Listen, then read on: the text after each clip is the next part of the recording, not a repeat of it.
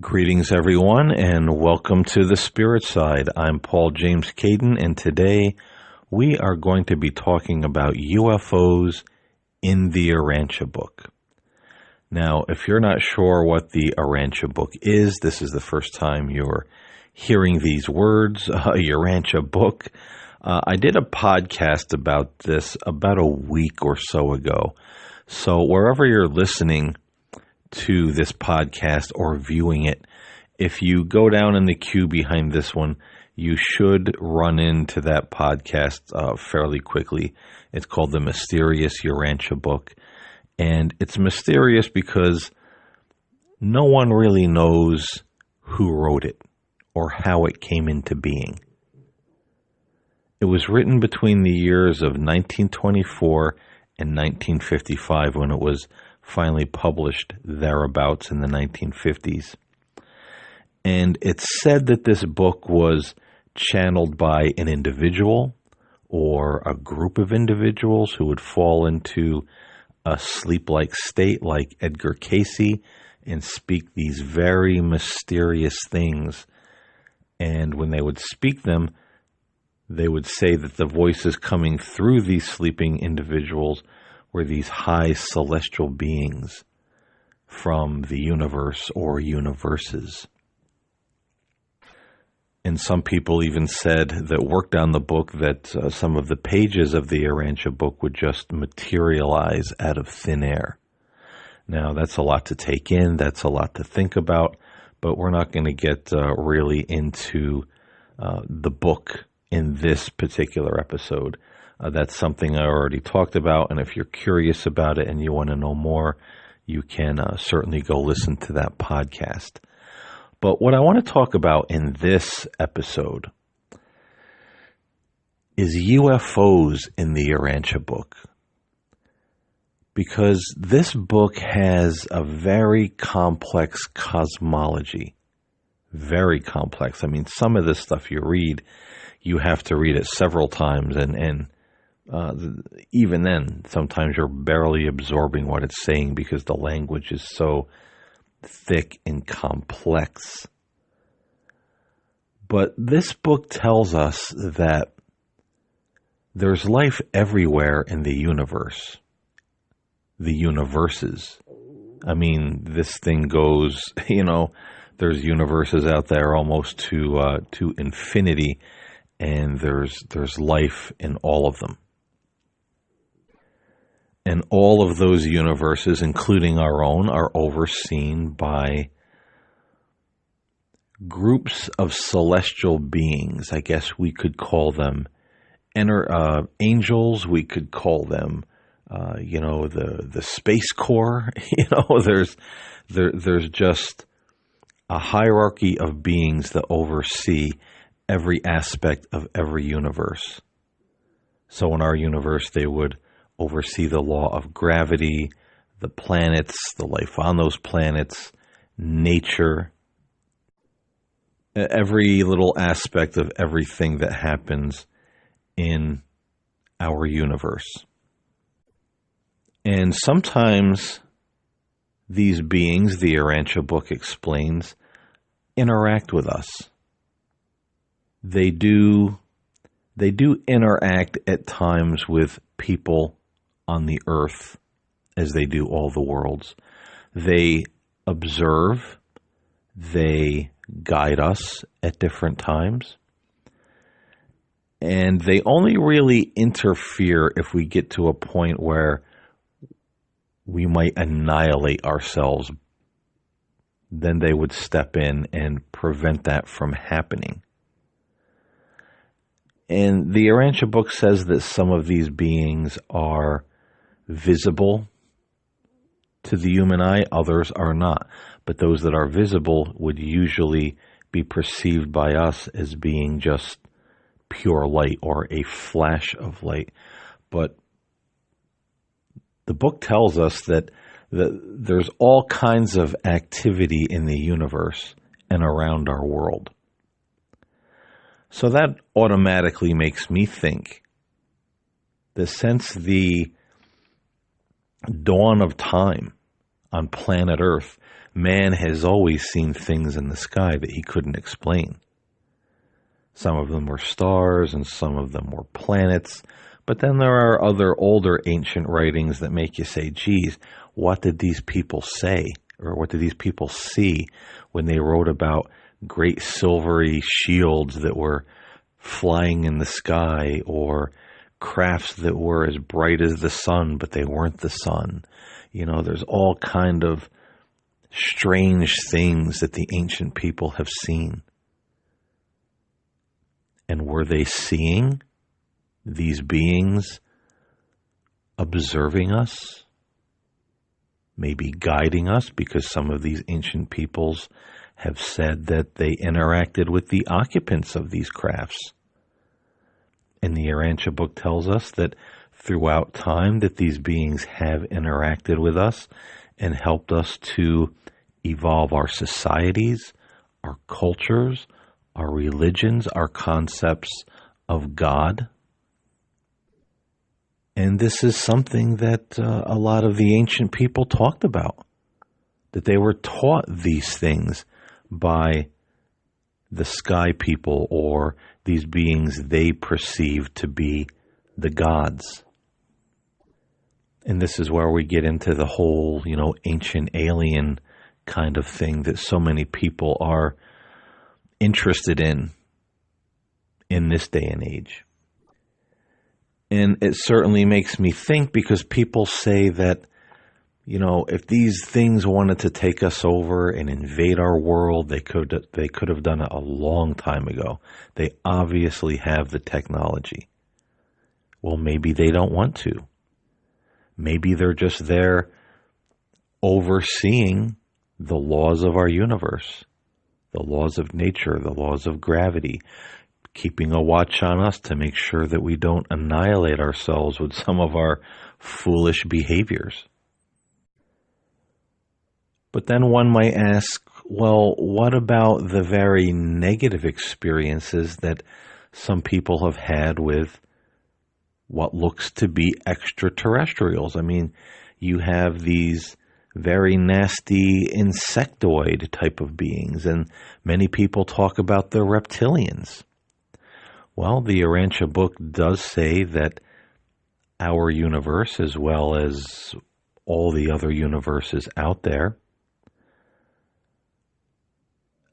are filled with life, and some of them live very moral, very lawful lives, and these beings are always evolving and evolving toward the light, the divine source, we could say. But then there are others who do not. They've become very dark societies, very dark life forms. They become malevolent, they become selfish, they become obsessed with war and greed. And the Urantia book, for the most part, says that the beings on these worlds are kept from interacting with other worlds in, the galaxies and the universe, but not all. Not all. So who's to say that maybe some of those bad guys are not some of the more malevolent races of beings that are out there? And now you hear a lot of people talk about, Nibiru and the Sumerian tablets. I mean, I could go on forever about how stories in the Urantia book line up with these things many call the Anunnaki and Planet X, and what happened there. It's incredibly fascinating stuff. I mean, again, talk about a very complex cosmology that seems to fit into, resonate with, and even confirm some of the things we have from older civilizations, even the Sumerian tablets.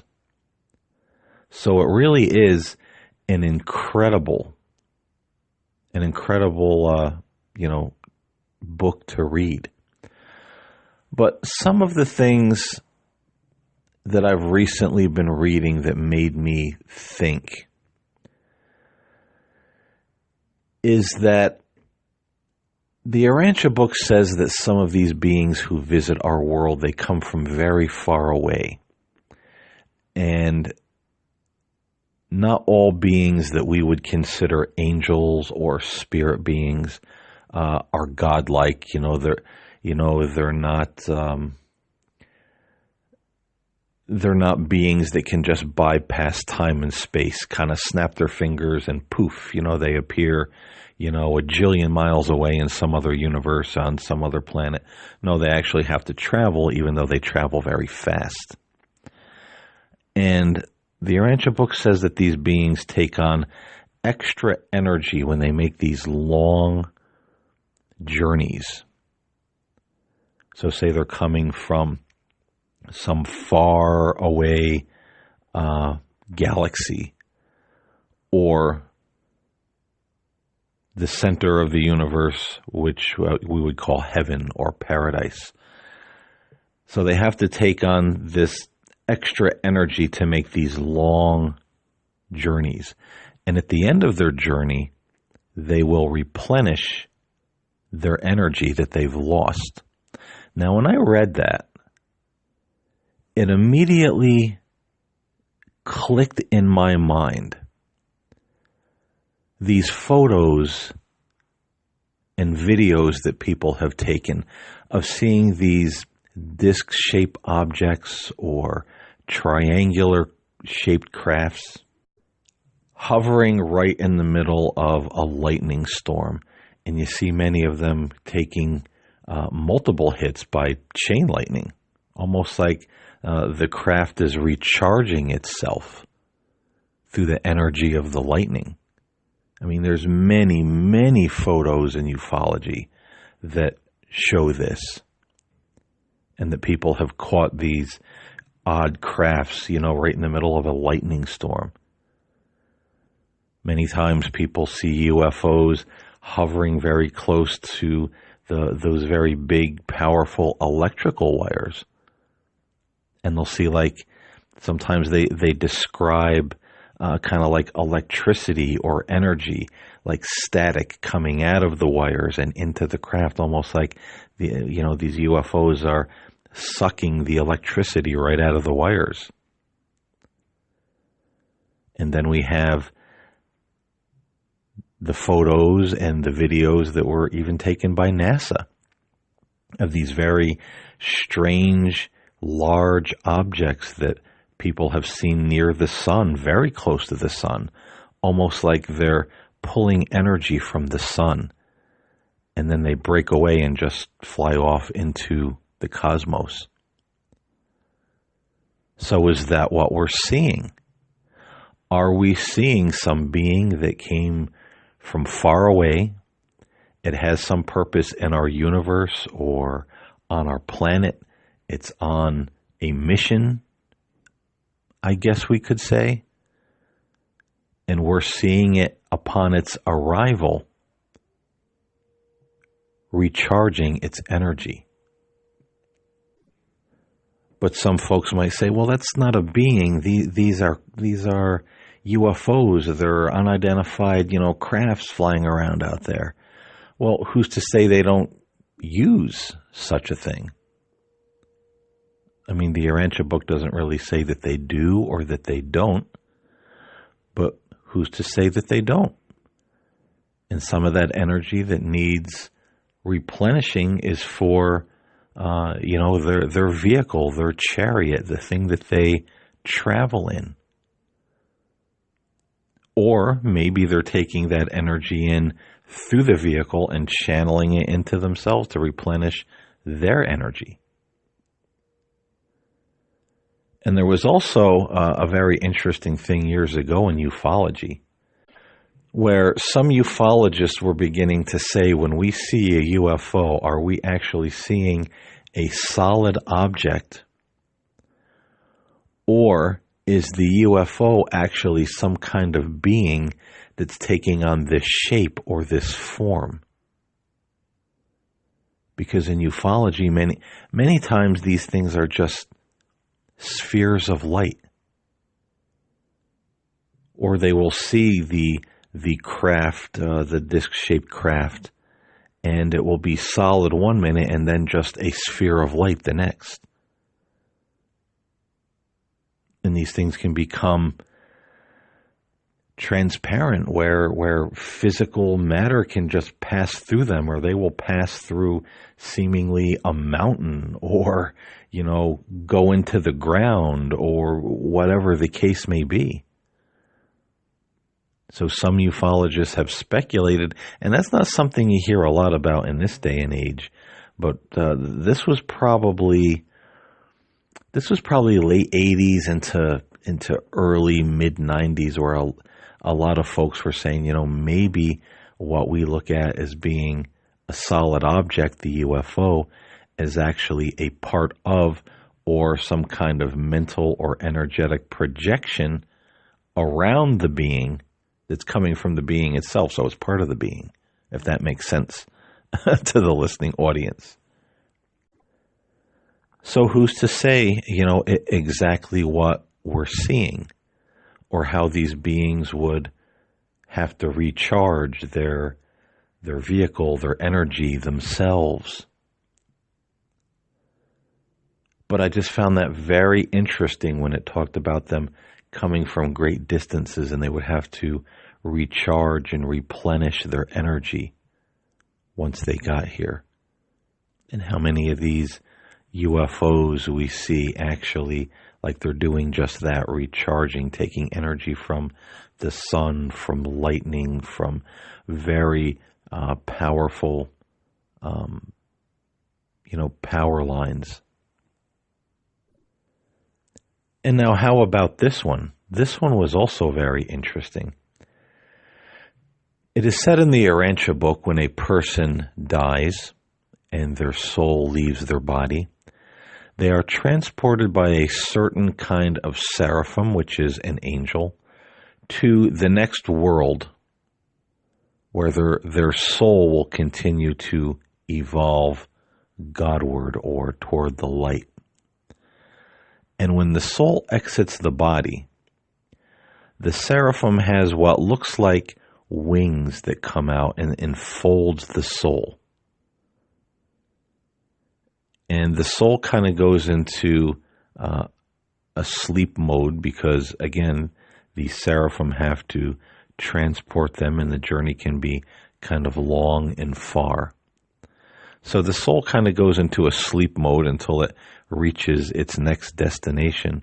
But the seraphim enfolds the soul. And once it does this, it says the seraphim takes on a cylindrical shape that is tapered at both ends, and that it takes on a orange or amber colored light. And as it flies or moves through the sky, it leaves a luminous trail behind it. And the Urantia book says that these particular seraphim who transport souls to their next destination are visible.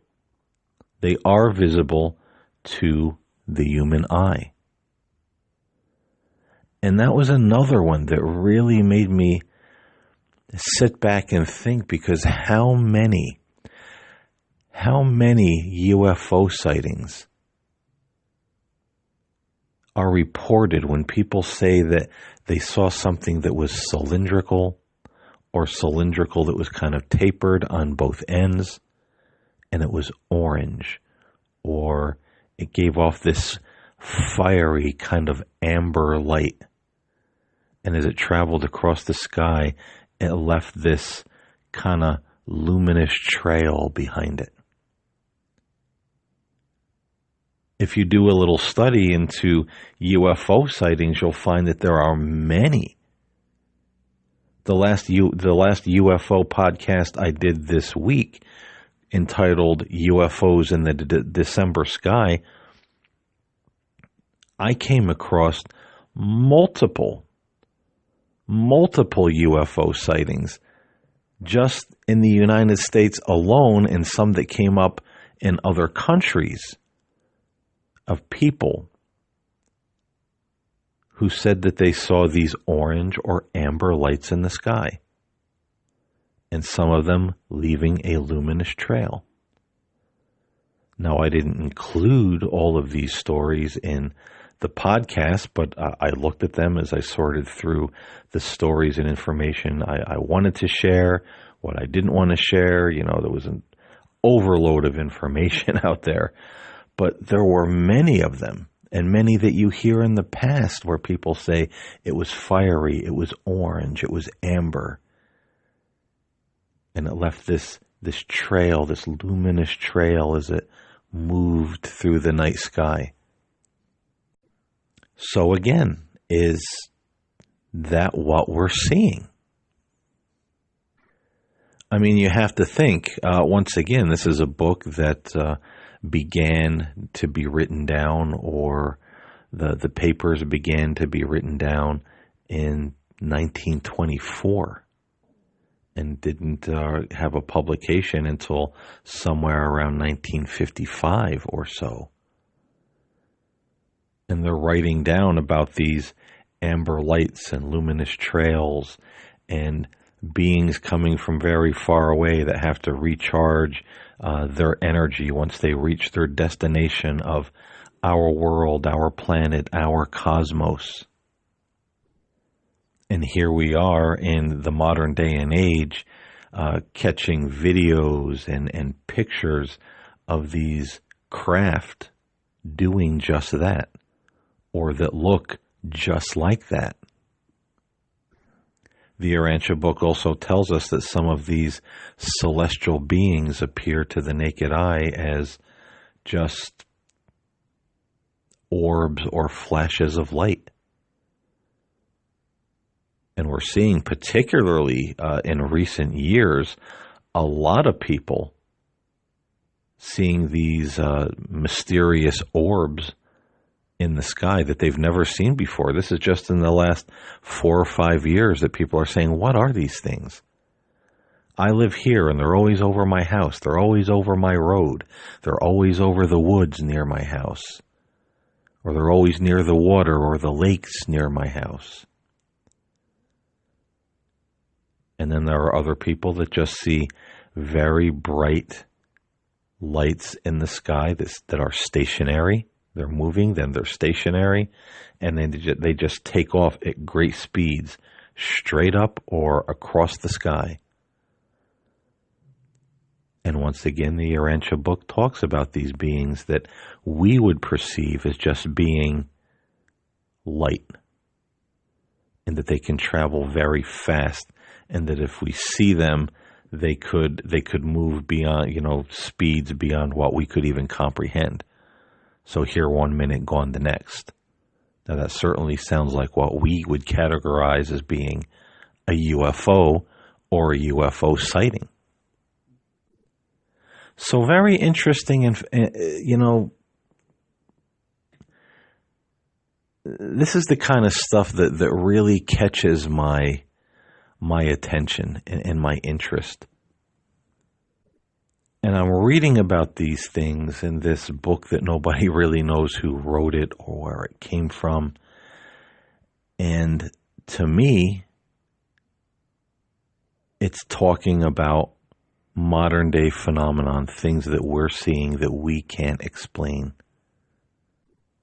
So does this mysterious Urantia book